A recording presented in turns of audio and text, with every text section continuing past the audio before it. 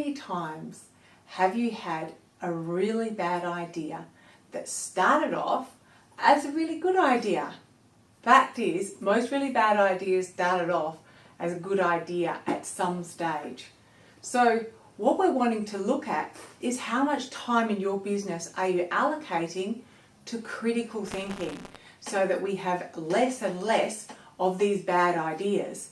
Now, I'll give you a little bit of an example of what I'm talking about. So we've got different types of critical thinking. So if we look at shallow thinking, so we're looking at 1/3 full here. This is really low level thinking. So if I gave you an example and said, hey Bob, give me an example of your target market. And you said, oh, my target market's, people that have, that cars, say for example. It's an off the cuff answer. You haven't really thought about it. So this is just something that you've just quickly said without much study behind. So what we're wanting to say is, okay, when we make decisions in our business, are we just giving off the cuff decisions and answers to challenges and to strategies, or are we actually thinking about them? So in relation to your business, are you just giving quick off the cuff decisions, or are you having a bit more depth of critical thinking? So one of the keys to this is actually allocating critical thinking time, so that if you don't have the space to think strategically and to make critical decisions, there's no room for it to happen. So we need to actually make the space. So how much time do you allocate to critical thinking and strategic planning of your business? And, if we look at, say, venture capitalists as an example, when they're looking at reviewing businesses that they acquire, there's, often many businesses that are put forward to them. You'll get a bunch of venture capitalists that'll spend a day in a boardroom. First half of the day, half of them will have to give their basic pros and cons to why they should go into this business. And then the other half all morning will have to look at all the study behind why they shouldn't go into that business and why it's a bad business venture.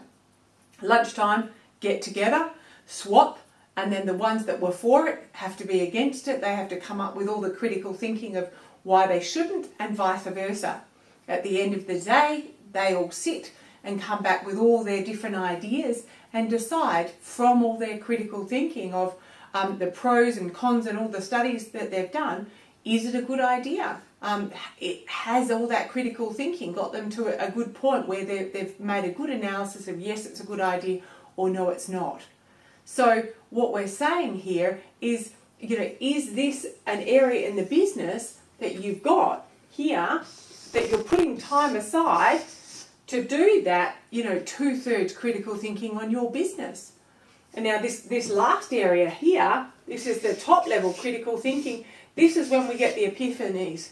Can't even say that word very well, the epiphanies.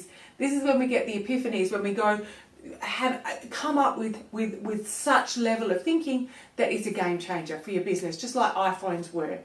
So, when we've got to, get to that level, we've got to be really thinking outside the box.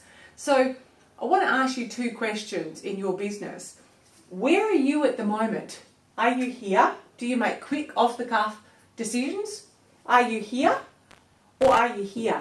Do you put time aside for your business to think about, the areas that need to be thought on? So what has to happen to get you from here to here? Or from here to here to get the game changers?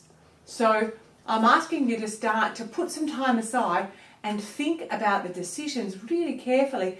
And if that next amazing idea you come up with, that you wake up in the middle of the night with, if that's going to be just another bad idea that you think, oh God, we shouldn't have done that. So put the time aside and have a think about, what could be different in your business if you did.